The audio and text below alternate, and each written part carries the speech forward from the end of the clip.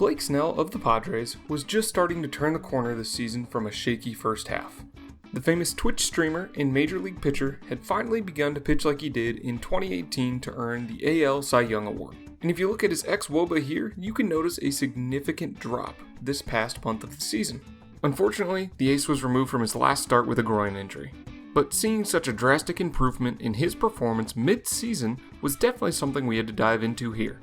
All of our past videos on pitcher improvements covered a change that happened in the off-season, from year to year. But an adjustment like this mid-season isn't something that you see every year, especially with these results. In today's video, we will be diving into the numbers behind Snell's resurgence as a top pitcher in the league. But before we jump into it, guys, if you enjoy the content you're seeing on this channel and you want to continue to see more of it, it'd mean a lot if you'd click that subscribe button.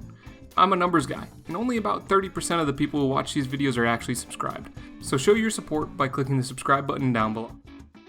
So for our breakdown today, we are going to look at the first 4 months of the season, April through July, as compared to the last 2 months, August and September. The reason we chose this time frame was for a couple reasons.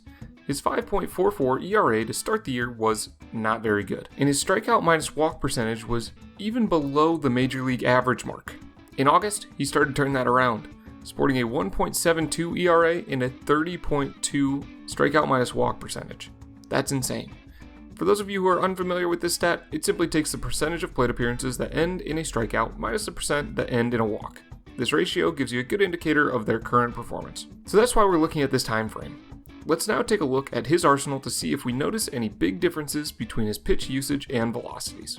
Since this is a mid-season adjustment, we do not see much of a change to the velocities each pitch is thrown at from the beginning of the year to the end of the year. We also do not see an addition of a new pitch. So what we are really going to be looking at here is going to be the percent of time that he uses each pitch. Snell's most used pitch in the beginning of the season was his fastball, thrown nearly 50% of the time. That is then followed by his slider at 21%, his curveball at 15%, and his changeup at 15%. A pretty typical usage chart here, so let's see what changed in the last month and a half for Snell to be seeing the results he's been getting. Well, for starters, his fastball is now being thrown almost 10% more of the time. His best secondary pitch is also being thrown an extra 10%. His curveball took a small drop of 5% usage, and his changeup has nearly been eliminated from his repertoire. It's crazy to see such a drastic change in usage in a pitcher's arsenal at this time of the year. As you can tell, he's made a switch to almost his entire arsenal. As compared to the beginning of the year, he's widened the gap between the frequency he's thrown his slider and his curveball and eliminated his changeup. So let's dive a little deeper, specifically to the pitch usage he's done versus righties. In the first 4 months, his usage percentage looked pretty similar to what we covered for his overall usage. His fastball most, then pretty much an equal split for his remaining 3 pitches. The left-on-right changeup is typically a good pitch, but it was not working for Snell. This led to a .379 WOBA versus righties and an 8.6 K to walk percentage. Not very good. But like we noticed before, his changeup usage has dropped off the table, and for a good reason. In 2021, hitters are teeing off at a 461 WOBA on that pitch. So he decided to throw that less, in his best pitch, his slider, more. The slider has a 250 WOBA against, so it just is common sense to eliminate the bad and throw more of the good. Typically, we now dive into Brooks Baseball to see any movement profile changes. As I expected, since this is a middle of the year adjustment, and we saw drastic changes to his usage percentage, that is what I think is to thank here for his improved performance. His movement profiles on every pitch this past month look pretty much identical to what they did in the first 4 of the season. So movement didn't change, and usage did. Did anything else? Well, he's locating his fastball much better now. If you take a look on the left, that represents the first 4 months of the season. The red indicates where pitches were located most frequently, right down the middle. A slight adjustment to get those fastballs out of the heart of the plate and closer to the edge here definitely plays a role in improving that pitch's performance. Because of this, he's seen his in-zone whiff percentage nearly double. He's had almost the same amount of plate appearances ending in strikeouts with this pitch in half of the attempts from the start of the season.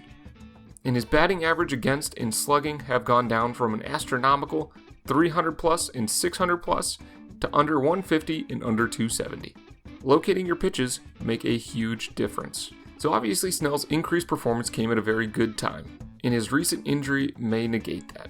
As the Padres were beginning to sneak their way into the playoff picture about a month ago, Since then, they've seen a 46% drop in their playoff chances. The 7.11 ERA out of the other starters since the All-Star break isn't helping the Padres here. And while the chances of making the playoffs are still there, each of these pitchers would need a similar turnaround to what Snell saw this past month in August for that to be possible. So what's my main takeaway from this video? Well, first off, it's a great sign to see a high caliber pitcher return to his previous standard of pitching like his 2018 Cy Young season. It's super unfortunate that we can't continue to see that carry on due to his most recent injury, but I can only hope that he'll continue this streak once he returns.